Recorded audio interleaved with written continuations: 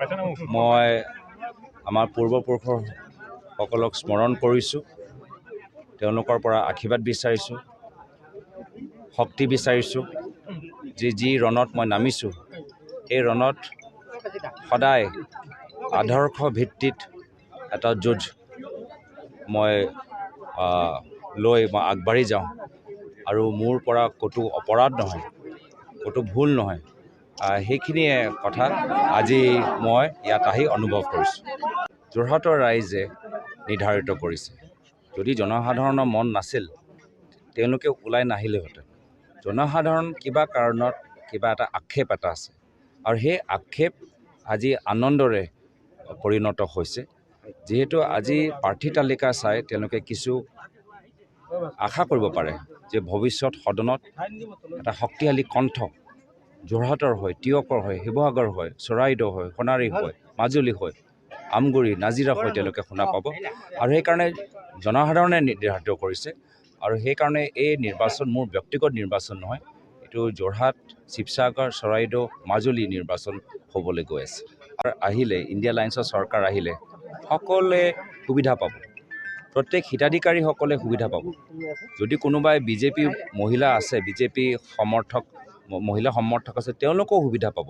কিন্তু আজিৰ তাৰিখত এটা ৰাজনৈতিক চিন্তাধাৰাৰ কাৰণে কিছু হিতাধিকাৰীসকলে আঁচনিৰ পৰা বঞ্চিত হৈছে। এই যে অন্যায় কৰা গৈছে, চৰকাৰ সকলৰ হয়, চৰকাৰ এটা বিশেষ দলৰ সমৰ্থকসকলৰ নহয়। এই পৰিৱেশটো আমাৰ চৰকাৰ যেতিয়া আহিব ভৱিষ্যত, আমি এইটো ইয়াত পৰিৱৰ্তন আনিম। বিজেপি দলে মই কৈছোঁ, তেওঁলোকে আৰু বেলেগ ধৰণৰ কথা ক'বলৈ নাজানে। তেওঁলোকৰ মুখখন খুলিলে এই ধৰণৰ কথাবোৰে সকলোকে শুনা পাব। মই তেওঁলোকৰ কথা নিজৰ কৰ্মৰ যোগেদি উত্তৰ দিম। কথাৰ উত্তৰ কথা নহয়, কথা উত্তৰ কৰ্ম হ'ব। যদি মোৰ কিবা আক্ষেপ আছে যে আজিৰ দিনটোত কাম কাজ কৰিবলৈ আছে, সেইকাৰণে আহোমৰ মই পোচাকটো পিন্ধিছোঁ, কিন্তু আহোমৰ যে থলুৱা খাদ্য এইটো মই খাবলৈ এতিয়ালৈকে পোৱা নাই। তো সেইটো মই আশা কৰোঁ যে আজি সন্ধিয়া আমাৰ টিয়কৰ আমাৰ নেত্ৰী অলপ আহোমৰ থলুৱা খাদ্যবোৰো আমাৰ কাৰণে অলপ তৈয়াৰ কৰিছে। মই আমাৰ পূৰ্বপুৰুষসকলক স্মৰণ কৰিছোঁ, তেওঁলোকৰ পৰা আশীৰ্বাদ বিচাৰিছোঁ, শক্তি বিচাৰিছোঁ।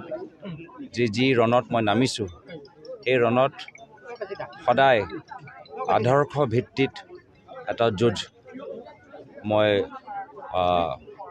আগবাঢ়ি যাওঁ আৰু মোৰ পৰা ক'তো অপৰাধ নহয়, ক'তো ভুল নহয়।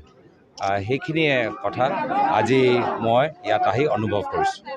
যোৰহাটৰ ৰাইজে নিৰ্ধাৰিত কৰিছে। যদি জনসাধাৰণৰ মন নাছিল, তেওঁলোকে ওলাই নাহিলেহেঁতেন।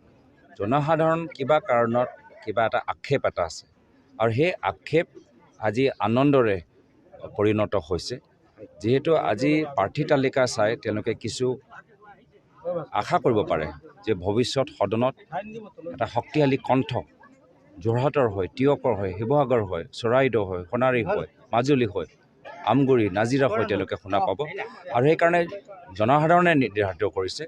আৰু সেইকাৰণে এই নিৰ্বাচন মোৰ ব্যক্তিগত নিৰ্বাচন নহয়, এইটো যোৰহাট, শিৱসাগৰ, চৰাইদেউ, মাজুলী নিৰ্বাচন হ'বলৈ গৈ আছে।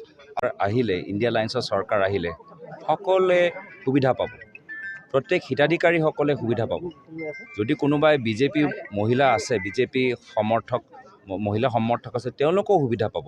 কিন্তু আজিৰ তাৰিখত এটা ৰাজনৈতিক চিন্তাধাৰাৰ কাৰণে কিছু হিতাধিকাৰীসকলে আঁচনিৰ পৰা বঞ্চিত হৈছে। এই যে অন্যায় কৰা গৈছে, চৰকাৰ সকলৰ হয়, চৰকাৰ এটা বিশেষ দলৰ সমৰ্থকসকলৰ নহয়। এই পৰিৱেশটো আমাৰ চৰকাৰ যেতিয়া আহিব ভৱিষ্যত, আমি এইটো ইয়াত পৰিৱৰ্তন আনিম। বিজেপি দলে মই কৈছোঁ, তেওঁলোকে আৰু বেলেগ ধৰণৰ কথা ক'বলৈ নাজানে। তেওঁলোকৰ মুখখন খুলিলে এই ধৰণৰ কথাবোৰে সকলোকে শুনা পাব। মই তেওঁলোকৰ কথা নিজৰ কৰ্মৰ যোগেদি উত্তৰ দিম। কথাৰ উত্তৰ কথা নহয়, কথা উত্তৰ কৰ্ম হ'ব। যদি মোৰ কিবা আক্ষেপ আছে যে আজিৰ দিনটোত কাম কাজ কৰিবলৈ আছে, সেইকাৰণে আহোমৰ মই পোচাকটো পিন্ধিছোঁ, কিন্তু আহোমৰ যে থলুৱা খাদ্য এইটো মই খাবলৈ এতিয়ালৈকে পোৱা নাই। তো সেইটো মই আশা কৰোঁ যে আজি সন্ধিয়া আমাৰ টিয়কৰ আমাৰ নেত্ৰী অলপ আহোমৰ থলুৱা খাদ্যবোৰো আমাৰ কাৰণে অলপ তৈয়াৰ কৰিছে।